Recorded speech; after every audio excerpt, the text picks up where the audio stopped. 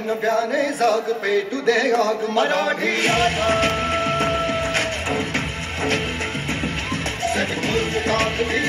नव्याने जाग पेटू दे आग मराठी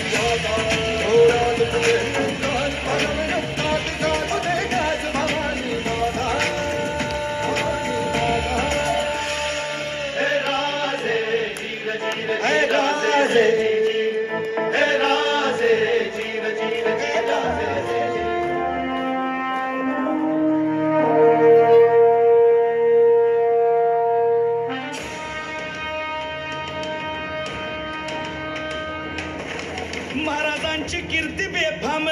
भोल्या भोल्यांना फुटला घाम याला कोण घालील यस्सेने दरबारी पुस्ती बेगम इतक्यात अचानक एक सरदार उठला बोलला हम लाएंगे शिवाजी को आणि त्यानं विडा उचलला नवतेच अफजल खाने या नवतेच अफजल खाने जिता जागता जणू सहिताने कान बोलला छाती ठोकून शिवबाला टाकतो चिरडून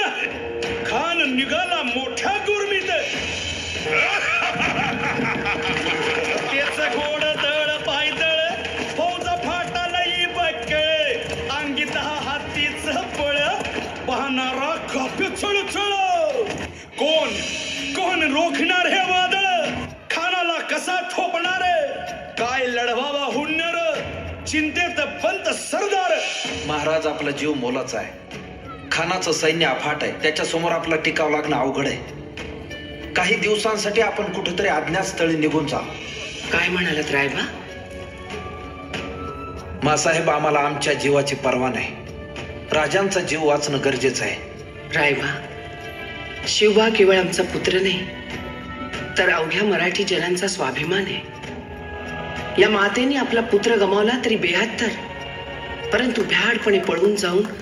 या मराठी मुलखाचा स्वाभिमान गमावता कामा नये अशा वाघिणीचा त्योच्छावा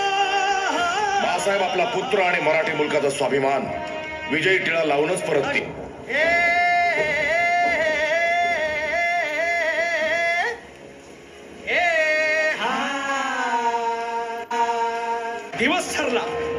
दिवस ठरला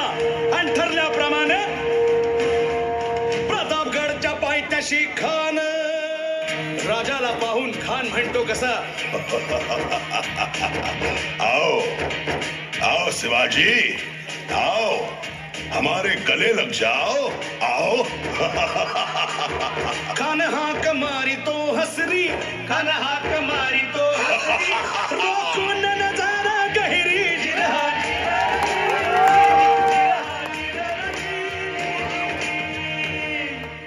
खानानं राजाला आलिंगन दिलं आणि दगा केला खान धाविमान मान्याला कट्यारीचा वाद त्यानं केला कट्यारीचा वाद त्यानं केला खर खर वाद झाला खर खर वाद झाला चिलखंड होतय अंगाला चिलखंड होतय अंगाला खानाचा वार फुका गेला खान यडबडला इतक्यात महाराजानं पोटामध्ये विश्व केला छत्रपती शिवाजी महाराज की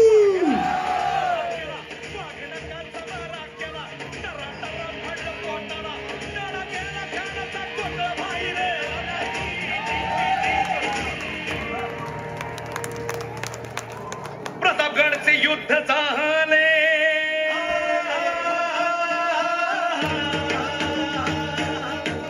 मराठशाहीचा मांडला थाट जी मराठशाहीचा मांडला थाट जी मराठशाहीचा मांडला थाट जी मराठशाहीचा मांडला थाट जी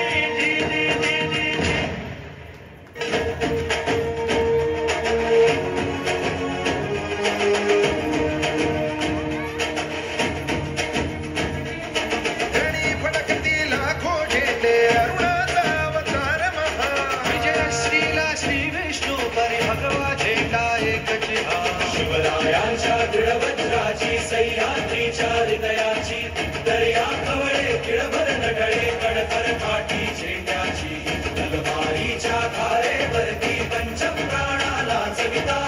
आशपटापट तुटती त्याचे खेळे पट झेंड्यावर आणि फडकती लाखो झेंडे अरुणाचा अवतार महा विजय श्रीला श्री विष्णू परी भगवा झेंडा एक जिहा